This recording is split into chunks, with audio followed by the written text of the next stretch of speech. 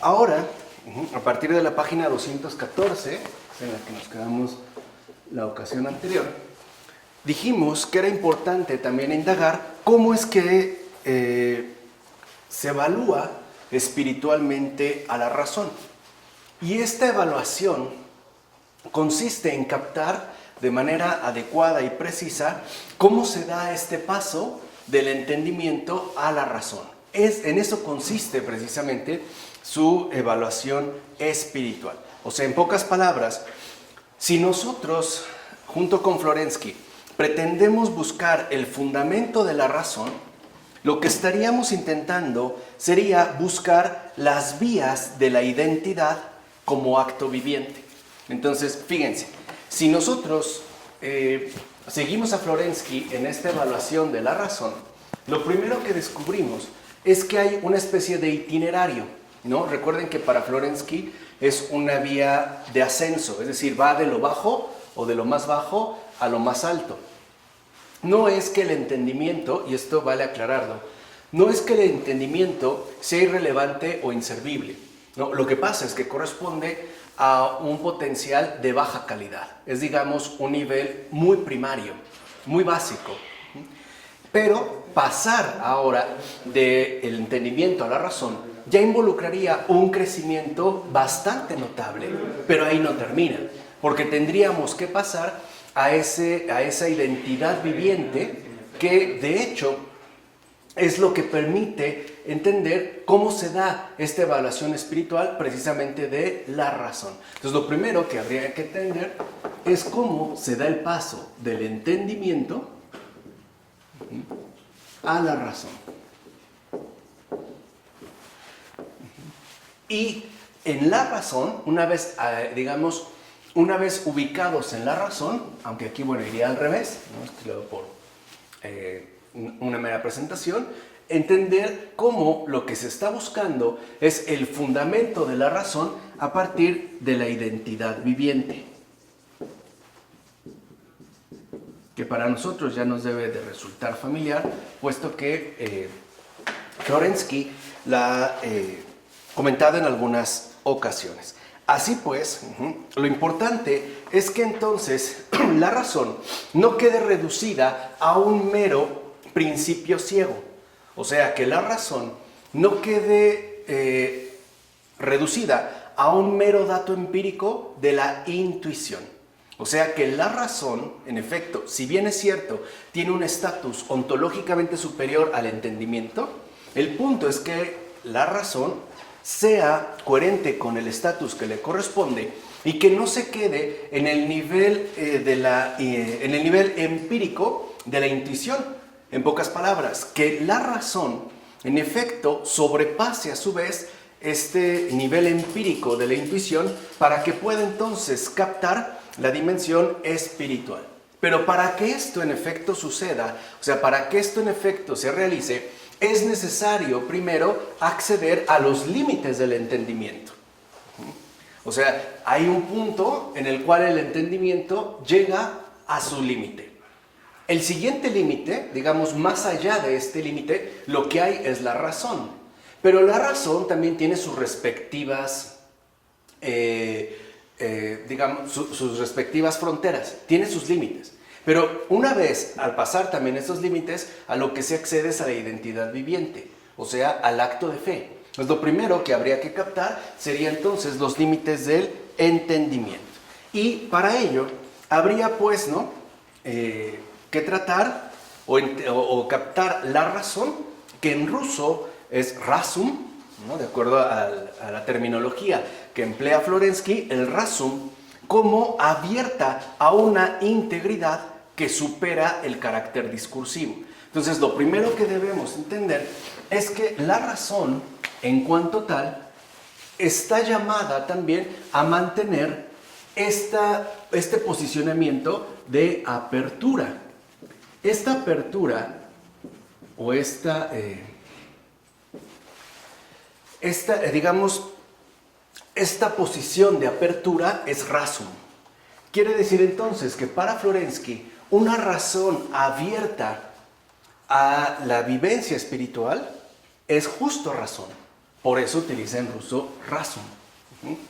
Una razón negada, cerrada, pues a la trascendencia, a la identidad viviente, al núcleo de la fe, a la espiritualidad, no es razón, porque está renegando de sí misma. Y al renegar de sí misma, degradaría en irracionalidad. O también, como le llama Florensky, en locura. ¿Estamos? Entonces, esto es importante también de tener en cuenta en base a la exposición que realiza Florensky. Ahora, esto significa entonces que en tanto apertura, la razón mantiene su respectiva integridad. Que la razón mantenga, conserve su respectiva integridad, significa que entonces se dispone o se mantiene dispuesta a superar el carácter discursivo. Y es justo a partir de esta apertura, ¿no?, a partir de la cual supera el carácter discursivo, que entonces la razón, y esto es lo interesante, a su vez se convierte en órgano de la fe. Por eso ya lo habíamos dicho la vez anterior. Cuando hablamos de la fe, no estamos hablando de nada absolutamente irracional. Para nada. O sea, no tiene nada que ver con una irracionalidad. Por eso dijimos, el creyente no está castrado de la razón. Al contrario, está realmente basado en una razón integral, razum, cuya apertura le permite ahora entrar en plena colaboración con la fe. Es órgano de la fe, pero no al nivel discursivo, sino al nivel de la vivencia, de la experiencia, pues, si lo quieren ver así, de la experiencia de vida. Por eso les decía, el cielo no está lleno de estúpidos, al contrario, está lleno de seres auténticamente racionales, digamos, plenos de logos, ¿no? Llenos, si lo quieren ver así también, de sentido. Ahora, esta síntesis experimental, como le llama Florensky, encuentra en efecto dificultades insuperables en el campo de una inteligencia que se apega a la autoidentidad ciega.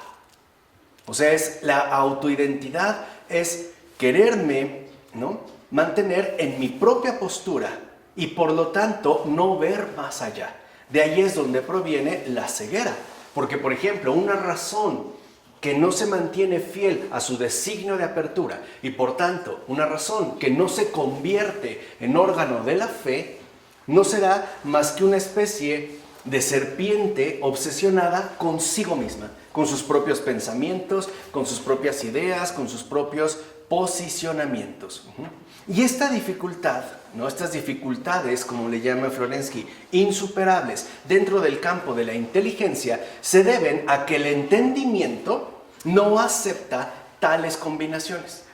O sea, el entendimiento es renuente a reconocer algo mucho más grande e importante que él mismo, ¿no? Es decir, nuestra tendencia, en tanto seres caídos, es aferrarnos a nuestro propio entender, o sea, al modo en el cual pensamos que deben ser las cosas, o que las cosas son según mis propias ideas. De hecho, no sé, hagamos un ejercicio mínimo de imaginación y tratemos de detectar qué difícil es renunciar a una idea concebida.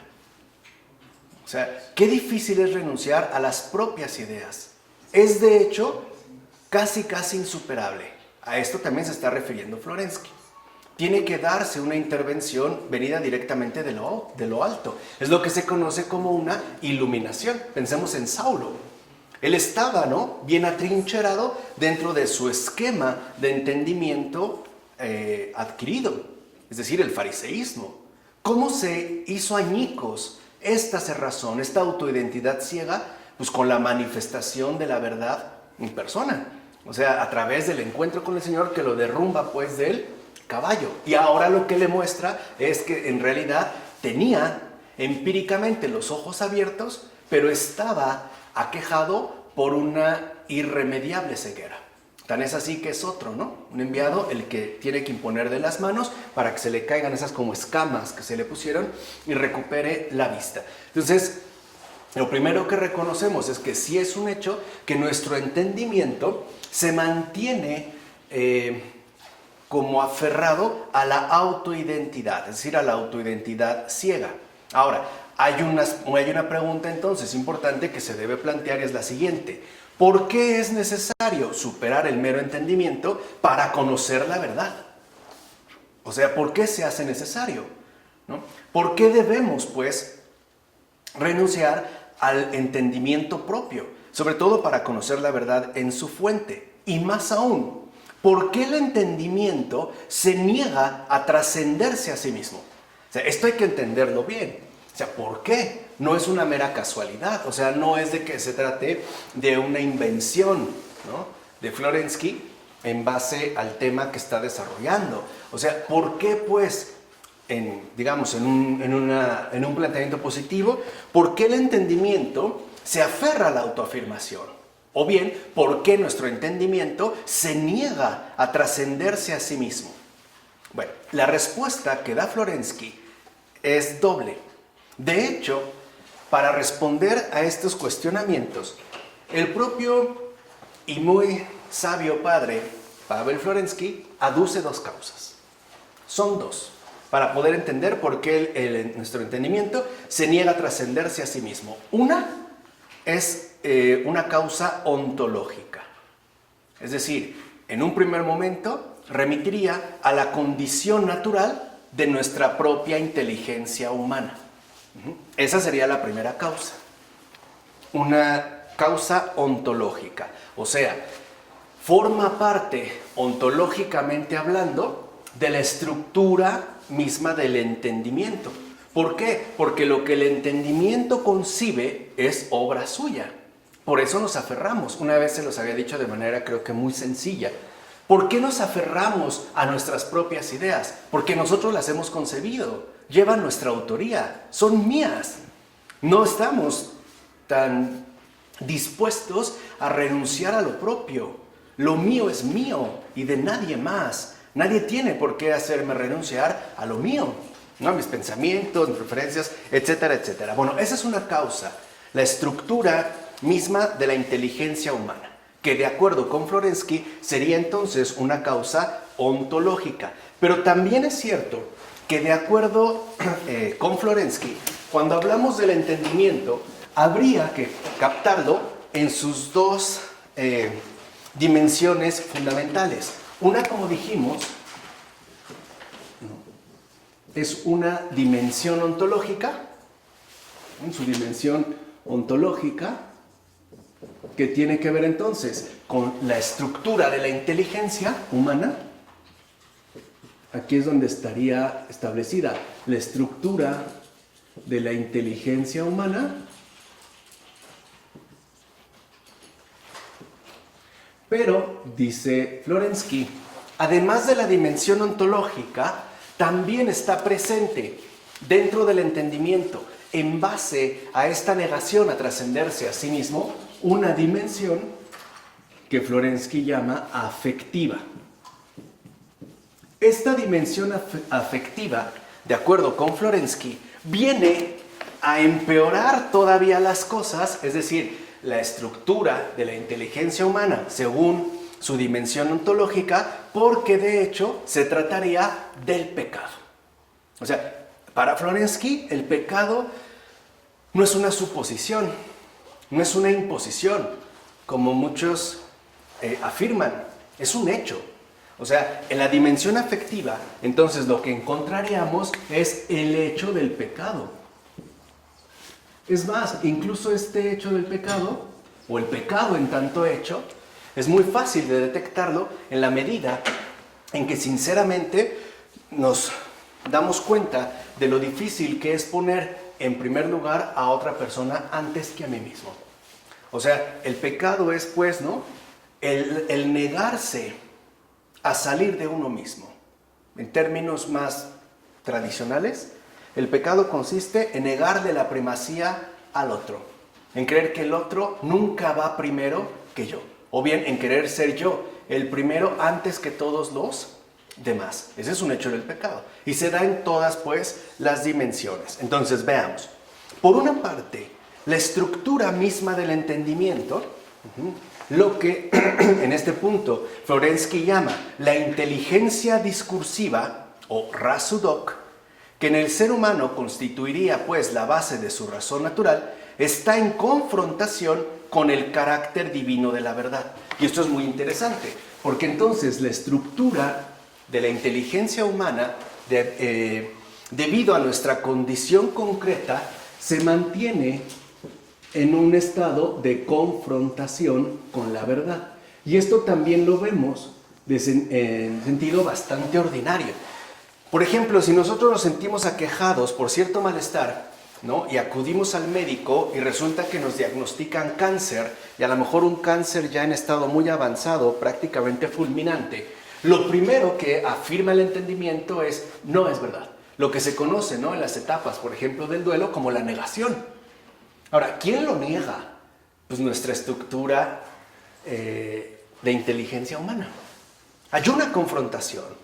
De hecho, para nosotros, ¿no?, la verdad es, en principio, algo inaceptable.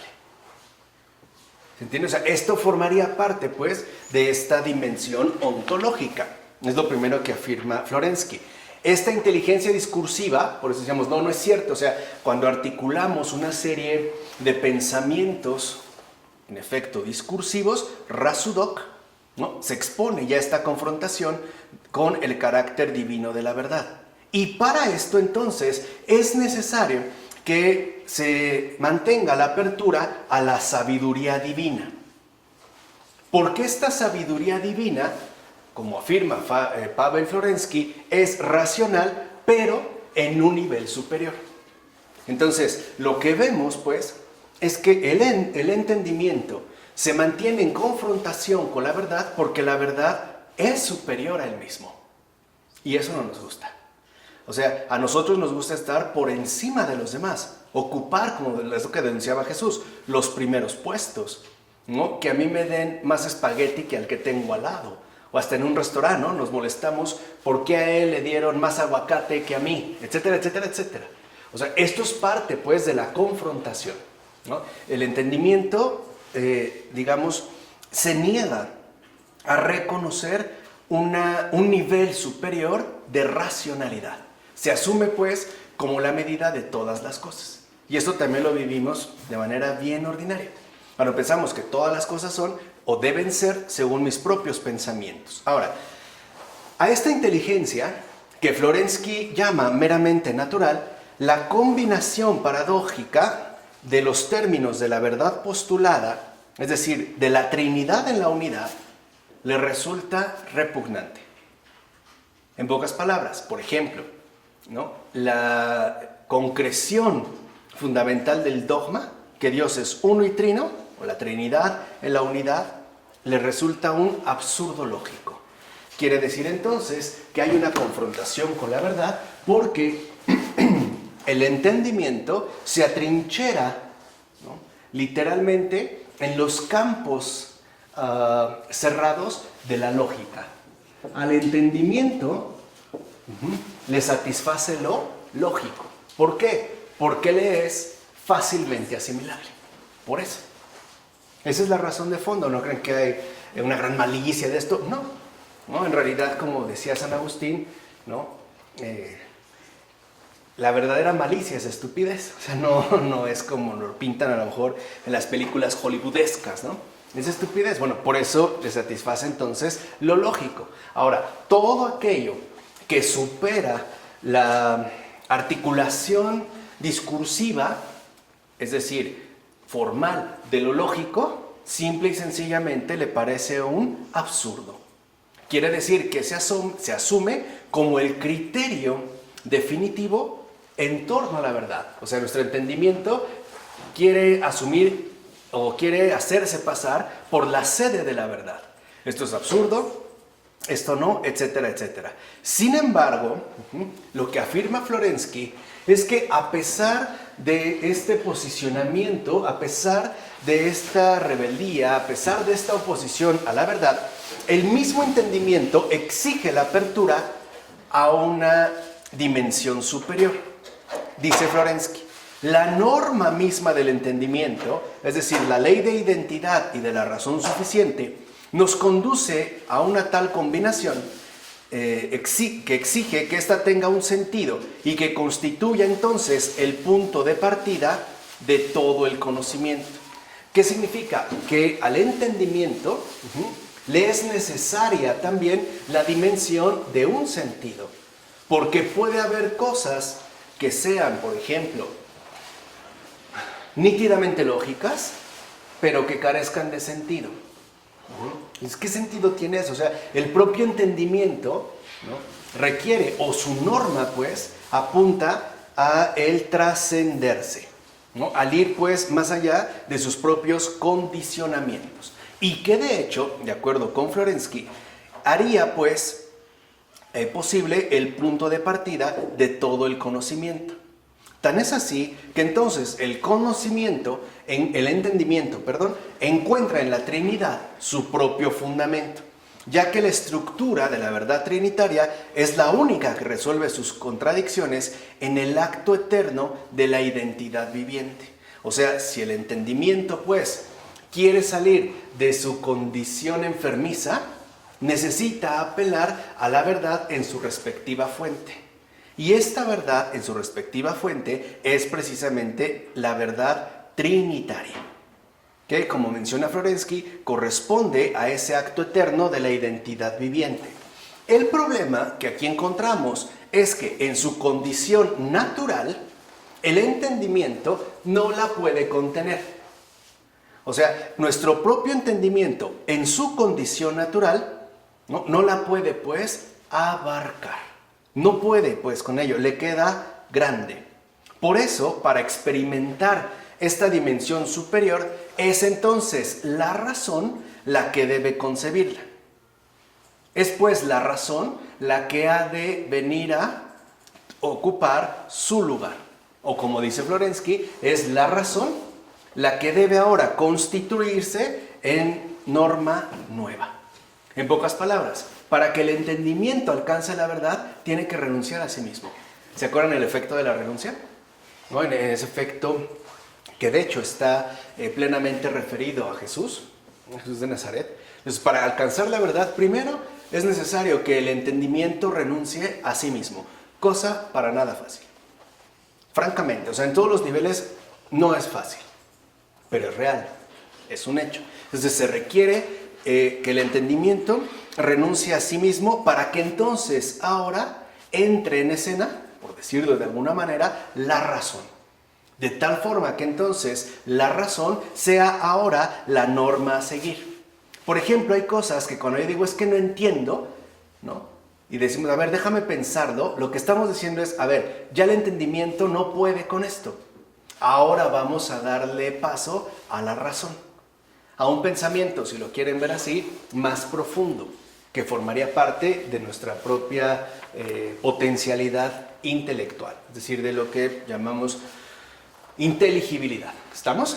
Entonces, este es, digamos, un elemento importante de tener en cuenta. Y cuando en efecto el entendimiento renuncia a sí mismo para dar paso a la razón, y es la razón la que ahora asume, ¿no?, o queda asumida como una norma nueva, que entonces el propio entendimiento experimenta su verdadero propósito. O sea, el verdadero propósito del entendimiento no es quedar atrapado en la autoidentidad ciega, sino que el verdadero propósito del entendimiento consiste en abrirse a una instancia de mayor envergadura, como en este caso lo es, en efecto, la razón. En síntesis, para alcanzar la verdad, el entendimiento, conste, ahorita estamos nomás aquí, el entendimiento debe ser sobrepasado, lo necesita. A ver, es como nosotros, ¿qué se requiere para alcanzar la madurez? Pues renunciar a nuestras etapas previas, ¿no? O sea, para llegar a alcanzar la superioridad, por ejemplo, de un adulto, en sentido ontológico, necesitamos renunciar a la infancia. Si no, seríamos ahí cualquier Peter Pan, ¿no?, que renuncia a crecer, a convertirse en adulto, y claro, conserva, digamos, ¿no?, las maravillas de la infancia, pero también es cierto que pierde los tesoros de la adultez. ¿Se entiende? O sea, esto es importante de tener en cuenta. O sea, el entendimiento, ha de ser sobrepasado. No obstante, es la única cosa de la que en principio disponemos. O sea, para nosotros, lo primero que entra en escena es el entendimiento. Pero no es lo único. El problema surge que al ser con aquello que contamos, por así decirlo, de manera habitual, de manera natural, pues no es tan fácil deshacerse de ello. Es como si de repente nos pidieran renunciar a los pies para poder ahora experimentar otro tipo de desplazamiento. No sería sencillo porque lo único a lo que nos hemos habituado de manera común es al andar en dos pies, ¿no? ¿Se entiende? O sea, es como una imagen nada más de referencia. Entonces, el entendimiento, decimos, ha de ser sobrepasado. ¿Sobrepasado por quién? Por la razón. En pocas palabras, el entendimiento debe de mantenerse firme en la humildad ontológica. Y esto es algo esencial. ¿Qué es la humildad ontológica? Sí, aceptar con sencillez que yo soy algo, pero no todo. Y que siempre hay algo más grande que yo. O sea, sí, ontológicamente soy algo. Algo. Pero siempre hay algo que es más grande que yo. Así fuera que en mi posicionamiento solo se tratara de Dios. Pero no solo es así. O sea, también en nuestra vida ordinaria puedo reconocer que a lo mejor yo soy muy bueno para nadar, pero hay alguien que nada mucho mejor. ¿No? Que yo puedo ser muy bueno para los idiomas, pero hay alguien que es mucho mejor. O yo soy muy bueno en la cocina, y es verdad, pero hay alguien mejor. ¿Se entiende? O sea, esto es parte de esta humildad ontológica. Entonces, al ser sobrepasado el entendimiento, ya en este caso por la razón, entonces lo que vemos es que aparece, ¿no?, la posibilidad de acceder a la verdad. O también, como le llama en este caso Florensky, a la sabiduría divina. Pero ahí también nos topamos con un problema. No crean que nuestra razón es tan dócil. O sea, tampoco que ya llegue a la razón y ya la puerta está abierta. Tampoco nos la va a poner fácil. Porque también nuestra razón está rebeldizada. O sea, también estamos en pecado. Esa es nuestra condición de pecadores. O sea, por eso ya la habíamos explicado, ¿no?, en varias ocasiones, pero en filosofía católica, en el área de metafísica, que cuando hablamos de pecado, no estamos hablando de una dimensión moralmente cuestionable. Estamos hablando de un asunto ontológicamente real. No es una cuestión moral, es una cuestión ontológica. O sea, el pecado se refiere a lo que somos.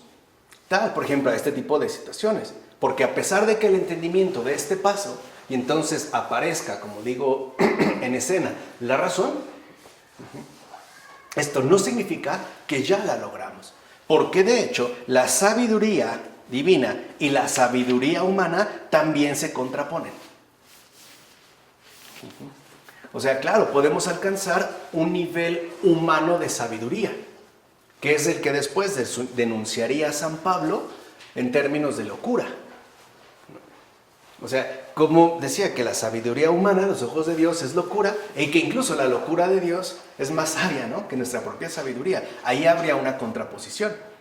Hay personas que en efecto pueden considerarse sabias porque ya no están basados en el nivel del entendimiento, y que creo que son los que escriben bestsellers o venden libritos hoy en día de autoayuda, estas cosas, ¿no? Bueno, como sea, ¿no? Pues la verdad. Y ahí entonces piensa que tienen una sabiduría, pero en realidad sigue estando contrapuesta. ¿Por qué? Porque sigue siendo netamente humana. ¿Se entiende? Ahí hay una contraposición. Ahora, por si esto fuera poco, hay algo más. El pecado. El pecado, como afirma Florensky, ha oscurecido esa exigencia de autosuperación. De hecho, en efecto, el pecado, ontológicamente hablando, es autoafirmación. Es yo, no tú ni él. Primero yo y solo yo, ¿no? Recuerden esta frase tan impactante de Florensky, de que el infierno vocifera, 3 no es 3, soy yo, ¿no? Entonces, aquí lo que entra es el pecado como oscurecimiento, ¿no?, degradación, afectación, perturbación de la exigencia de la autosuperación de la razón natural. De hecho, para Florensky, el pecado es justo lo que ha cortado esa tendencia a superarse a sí misma. O sea, el pecado lo que busca es que anulemos nuestra tendencia a la trascendencia. Es anulación, pues, de Dios, de trascendencia.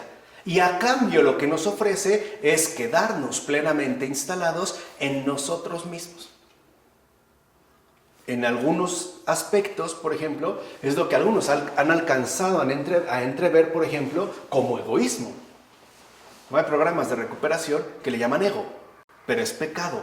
O sea, ese es el pecado. La negación, pues, a salir de nosotros mismos. Esto entonces conduce a que haya una desviación. En lugar de reconocer y buscar nuestro fundamento, incluso desde la razón, más allá de la razón misma, tratamos de anclarla en nosotros. O sea, habría pues negación de esta necesidad de superación.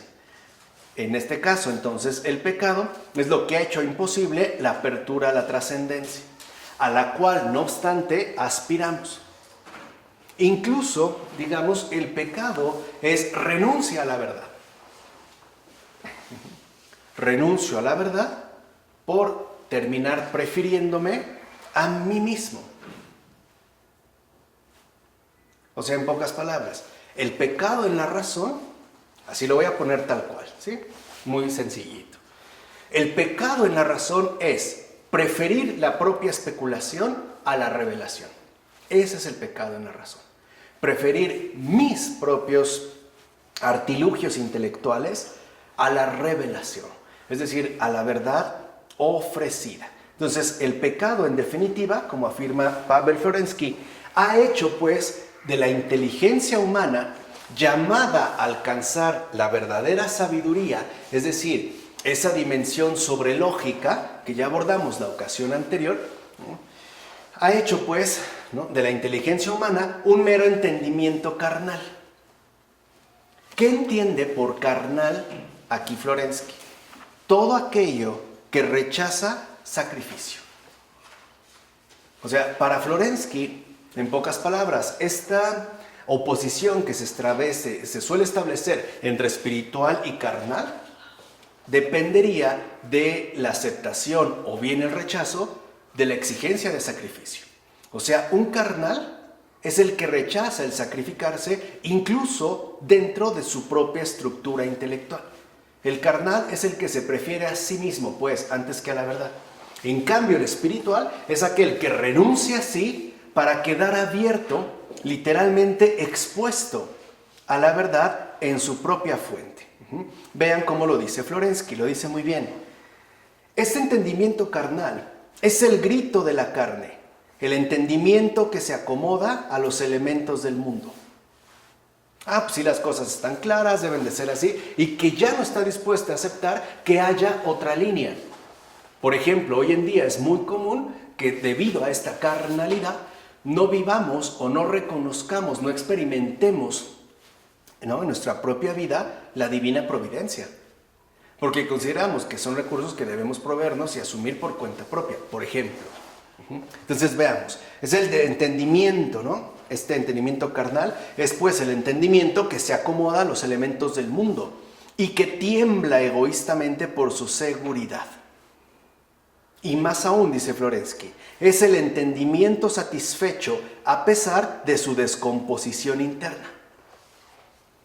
Es la autosatisfacción. Aunque esté descompuesto, aunque viva en el error, ¿no?, me mantengo firmemente acomodado porque se trata de lo mío. Es entendimiento satisfecho a pesar de su descomposición interna, que por miedo al menor dolor, es decir, por miedo al más mínimo sacrificio, se atreve incluso a ajustar la verdad misma a sus propias normas ciegas y estúpidas. Entonces, ¿quién es el carnal? El estúpido, el mundano. Ese es el carnal. El que incluso, ¿no?, se atreve a ajustar la verdad misma a sus propias normas, aun cuando estén descompuestas, sean ciegas y, como afirma Florensky, sean pues estupideces. Y añade, cuando se esfuerza entonces por alcanzar esta síntesis, esta superación, el entendimiento por su estructura no puede ya asimilar su integridad. Y entonces, ¿qué hace? Pues la descompone. Como no la puede asumir, Es como en el ámbito de nuestra actividad humana, ¿no? ¿Qué hacemos cuando somos incapaces de amar a una persona? La detestamos, ¿no? O sea, si no soy capaz de amarla, hablaré mal de ella, le buscaré sus defectos, la rechazo, es decir, la descuartizo. Bueno, lo mismo hace el entendimiento. ¿Qué pasa cuando ya se muestra incapaz de abarcar la verdad? Pues entonces la trata de descomponer, de desfigurar. Y entonces la va a presentar en términos incompatibles y contradictorios. Esto sucede al momento en el cual el entendimiento se enfrenta a la plenitud del misterio, que es la integridad del infinito. Eso es lo que hace temblar al entendimiento, lo que dijimos, ¿no? Le da miedo el hecho de que haya algo más grande que él mismo, es decir, en este caso la verdad, la integridad del infinito. Y se enfrenta y contrapone en primer lugar porque es justo la plenitud lo que repugna al entendimiento. O sea, aquello que es más grande que él mismo. Eso es lo que no quiere el entendimiento. Por eso para el entendimiento las cosas siempre deben de ser estrictamente lógicas. O sea, sin misterio. Ese es el problema de A igual a A. Sí, todo está clarito, ¿no? Es como cuando a veces queremos hablar de los demás lógicamente, o sea, sin misterio, ¿no? Cuando queremos nosotros reducir, por ejemplo, la experiencia vital de nuestros prójimos a una especie de simplicidad discursiva. Es que debería de hacer esto, debería de hacer aquello, pero no nos ponemos a pensar en la realidad concreta, es decir, la situación de vida o el drama existencial, como le llama Gabriel Marcel, que atraviesa una persona humana en este mundo. O sea, un poco lo que quiero que entendamos es que no es tan fácil. Tenemos que abrirnos, pues, a este mayor nivel de captación. Entonces, es el infinito lo que repugna a la inteligencia discursiva, a la inteligencia meramente lógica, porque para poder acceder al infinito tendría entonces que volar por encima de sus cauces acostumbrados. Tendría que, literalmente, pensar de un modo absolutamente distinto. Tendría que dejar de pensar según el mundo, es decir, según lo finito, para acceder a ese pensar según la verdad, es decir, según las exigencias del infinito. Incluso tendría pues que perderse en el mar del misterio. Tendría pues que renunciar a sí mismo. Y esta autorrenuncia sería entonces una pérdida irremisible si el infinito al que ha de entregarse el entendimiento fuese, por ejemplo, un infinito meramente negativo, y no el infinito actual que abraza las contradicciones del entendimiento en su fundamento positivo. O sea, si se tratara, como hablaba Florensky, del mal infinito, una especie de sucesión numérica inacabable, pues no tendría ningún sentido hacerlo, a menos de que se tratara del infinito actual, del fundamento positivo que corresponde precisamente a la verdad, ¿no? Ahora, el problema estriba en que esta dimensión superior a la que el entendimiento ha de abrirse supone, por una parte, un traspaso. O sea, el traspasarse a un nivel ontológico nuevo. O sea, el traspaso del entendimiento a la razón. Y eso significa que el entendimiento ya no tiene el control. ¿Se entiende? Reconocer sus límites y dar paso, pues, a eso más grande. Lo cual ahora implicaría que sería la razón la que sería la única norma a seguir, ya no el entendimiento. ¿A qué esto que deja traslucir? La obediencia. Y seamos sinceros, si hay algo que también nos cuesta muchísimo es la obediencia.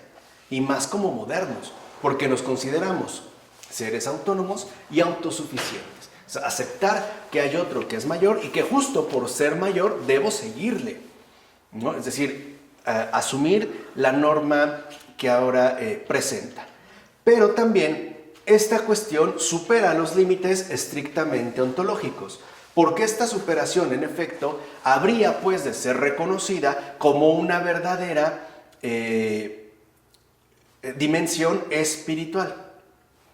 Porque solamente en el nivel del espíritu la razón es capaz de abarcar y expresar una plenitud viviente. Entonces, si lo ven, a su vez, pues, el entendimiento tendría que dar paso a la razón. Y la razón también tendría que dar paso al espíritu, es decir, a la plenitud viviente. Así pues, entonces, el entendimiento habría finalmente, ¿no?, de enraizarse en la vida espiritual,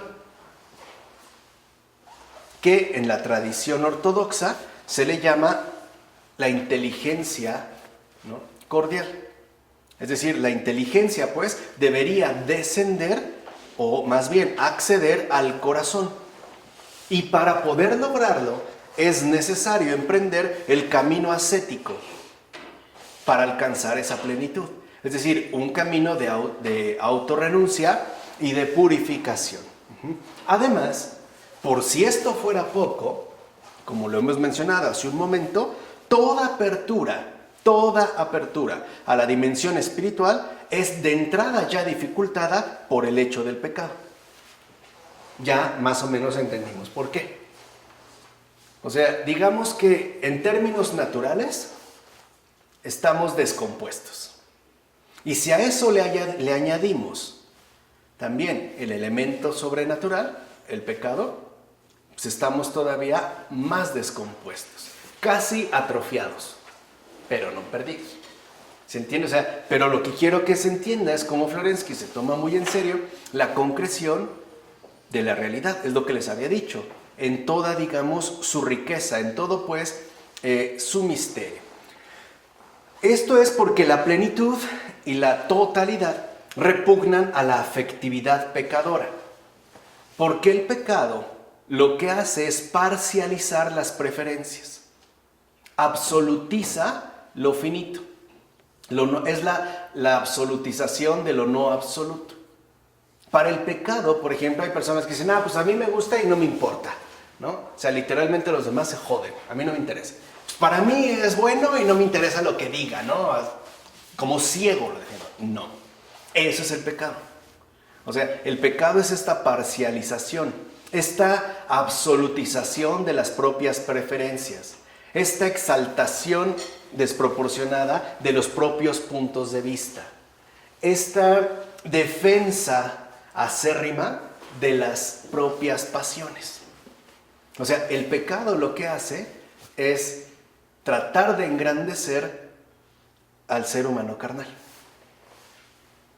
o nuestra dimensión carnal.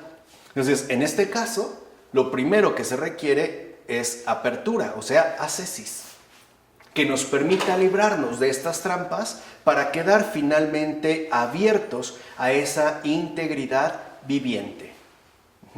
Por eso es que vemos cómo el entendimiento necesita del infinito y lo busca. Nuestra propia afectividad aspira a la plenitud viviente, pero al mismo tiempo nos negamos a ella. Ahí es donde está nuestra contradicción. Todos sabemos que buscamos a Dios. Todos lo necesitamos, pero nos negamos a ello. Eso es nuestro desgarro. Ese es nuestro verdadero drama de vida. Que a pesar de que tendemos a lo que verdaderamente necesitamos, al mismo tiempo nos negamos a ello. Y esto desgarra, porque es como si por una parte tendiéramos hacia acá, pero para la otra nos estuviéramos jalando en sentido contrario. Esto es lo que generaría las llamadas crisis de identidad. No, las llamadas crisis existenciales. Por eso entonces Pavel Florensky va a concluir afirmando que es solo por medio de la fe que entonces la razón podrá acceder a esta nueva ley. Así como el entendimiento, pues, tiene que renunciar a sí mismo para dar paso a la razón, pues la razón también debe tener la suficiente humildad, a pesar de su superioridad con respecto al entendimiento, para dar paso y abrirse a la fe. Así ya la razón quedaría convertida en un órgano ¿qué? De la fe. Ahí es donde se alcanzaría pues su verdadero propósito. Porque solo de esta manera, ¿no?, la razón es que podría concebir la dimensión espiritual en la cual la verdad se va a dar ya no a la manera del entendimiento, sino a la manera de la experiencia viviente, o sea, a la manera de la identidad viviente, ¿no? Se va dando pues como esta secuencia. Por eso Florensky va a volver a exponer la estructura de la síntesis dogmática. En la carta La luz de la verdad y en la carta La contradicción. Pero esta vez, ya una vez que expuso esto, ya no lo va a hacer desde el punto de vista de la razón, sino ahora ya lo va a hacer a partir de la experiencia misma del conocimiento divino. ¿Se van dando cuenta cómo nos va llevando paso a paso?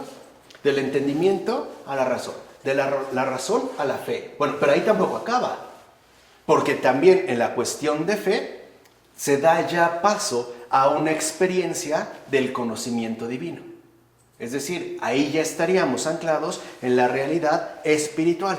Pero antes, pues, de ya quedar encaminados hacia las puertas del acto de fe, que es de hecho lo que abrirán lo que Florensky llama la racionalidad interna, es decir, sobrenatural del homousios, es preciso analizar con Florensky, al menos todavía de un modo formal y externo, en relación pues con la razón discursiva, la estructura intelectual del dogma. Entonces lo que quiero que vean pues es que para nosotros, ¿no?, de acuerdo con lo que hemos aprendido del gran Pavel Florensky, hoy terminarías en la página 218,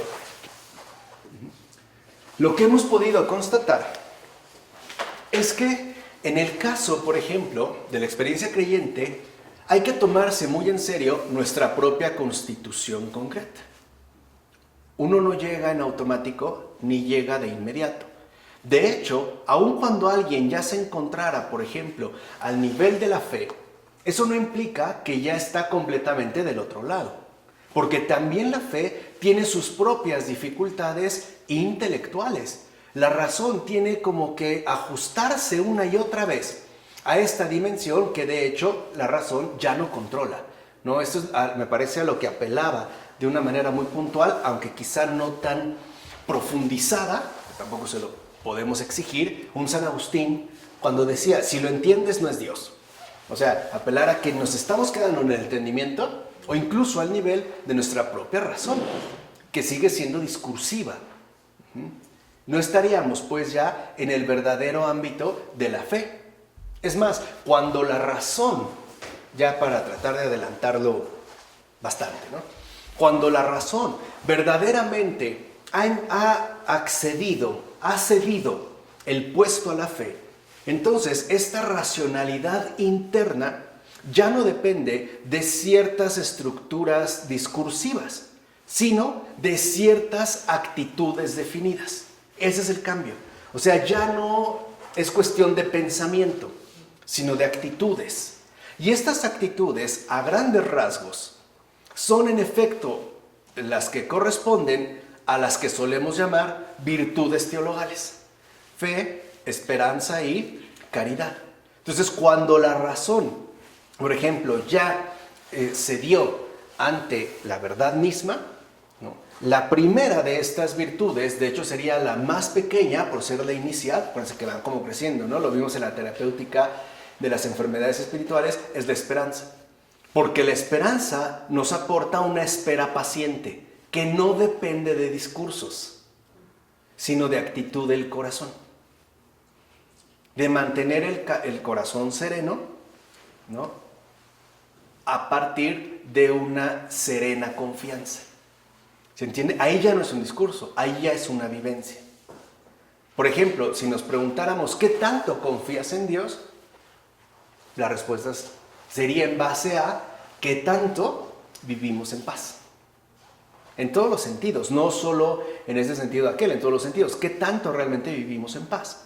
Ahí es donde podríamos más o menos tantear, ¿no?, cómo es que nos encontramos interiormente. O sea, ya digamos en la dimensión del corazón. Entonces, sí es importante, como mencionaba hacia el final el texto, darnos cuenta cómo el dogma también posee sus respectivas exigencias intelectuales y sus respectivas exigencias vivenciales, ¿no? Razón y fe siempre de la mano, siempre en esta trascendencia. Por eso es que en efecto, tenemos, por ejemplo, grandes místicos, no sé, a lo mejor un gran San Juan de Dios o un San José de Cupertino, que no han desarrollado obras teológicas, ya sabemos de qué estamos hablando, en qué sentido, pero también tenemos a lo mejor grandes santos que no destacan por tener como experiencias místicas o revelaciones, un San John Henry Newman, pero que teológicamente hablando, desde el nivel intelectual, es impresionante. O sea, sería extremadamente luminoso, la imagen que les di hace tiempo, ¿no?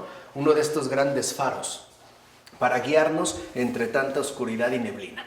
Pero de que tenemos faros, o sea, no nos quedamos pues a oscuras. Entonces, aquí, teniendo ya en cuenta esto, será mucho más fácil entender el modo en el cual Florensky aborda y despliega la estructura intelectual del dogma y cómo esta estructura intelectual no se contrapone a la estructura vivencial del núcleo de la fe. Aquí lo que me interesa es que comprendamos cómo la razón está llamada a convertirse en un órgano de la fe, a morir en sí misma y resucitar de una manera absolutamente renovada. ¿De acuerdo? Bueno, espero que haya quedado entonces claro en este caso cómo se pasa pues del entendimiento a la razón. En nombre del Padre, del Hijo, del Espíritu Santo. Amén.